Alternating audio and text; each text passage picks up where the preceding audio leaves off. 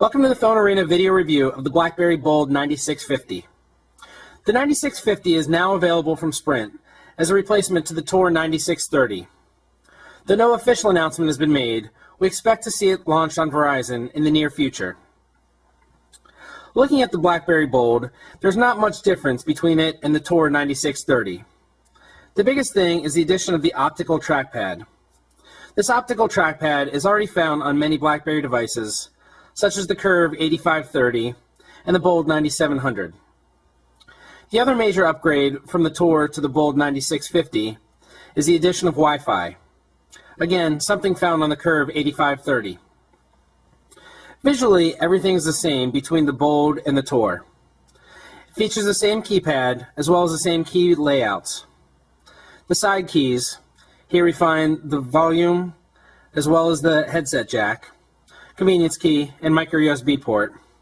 And on the other side, simply the convenience key and a speaker. All of this is exactly the same as it was on the Tor. The dimensions have very slightly changed. However, to the novice user, and even to the more experienced one, you wouldn't notice a difference unless you look at the spec sheet. The back again looks the same. This time, obviously, we have the Bold branding as opposed to the Tor. It still features a 3.2 megapixel camera with flash. One of the nice additions to the Sprint Bold is that this housing around the insert is soft touch. The Verizon Tor had that, but the Sprint used a glossy plastic that A, didn't fit the theme, and B, felt a lot cheaper. The back door is actually exactly the same as it is on the Tor, so Tor users can grab a Bold back if they prefer the new rib design. As we mentioned, the main feature of the Bold over the Tor is Wi-Fi. Everything else remains pretty much unchanged. It ships with 5.0 software, something that's been available for the Tor for a little while now. Everything runs just as smooth and quickly, although there is now 512 megs of onboard memory for app storage. Nothing drastic though, as apps don't take up a ton of room, and we doubt there are many users out there maxing it out. In terms of the software, we find the same pretty basic stuff. We've got Sprint navigation, as well as Sprint's NASCAR and football service. The one interesting thing is the new Sprint Music Store. As you can see, the icon here is a little plus next to it, and when we tried to download it, it said the new Sprint Music Store will be launching soon, and that will be notified on the icon when the update is available.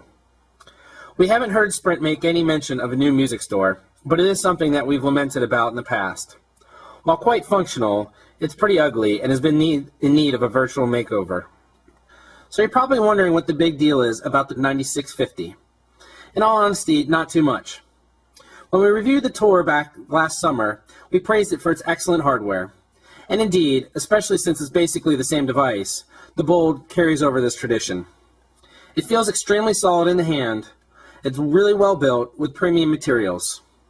The keypad is still the best we've ever used, and the display is nice. The addition of the trackpad and the Wi-Fi are welcome. However, they just bring it up to spec with other BlackBerries on the market.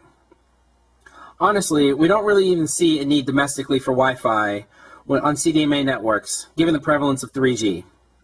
At $200, the Bold is a 100% premium over the outgoing Tor, and we don't see how this is justified. We can see a quick price drop down to $150, but honestly $100 is a good price point for this new device.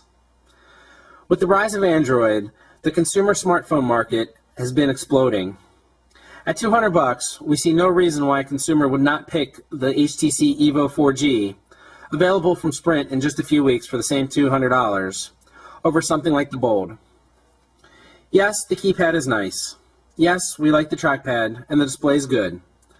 However, the Evo is going to be a much more consumer-friendly device.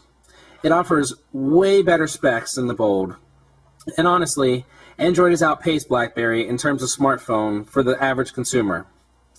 It still may have a place in the corporate world, but BlackBerry really needs to step up its game if it wants to keep its stranglehold as the top smartphone maker in the country.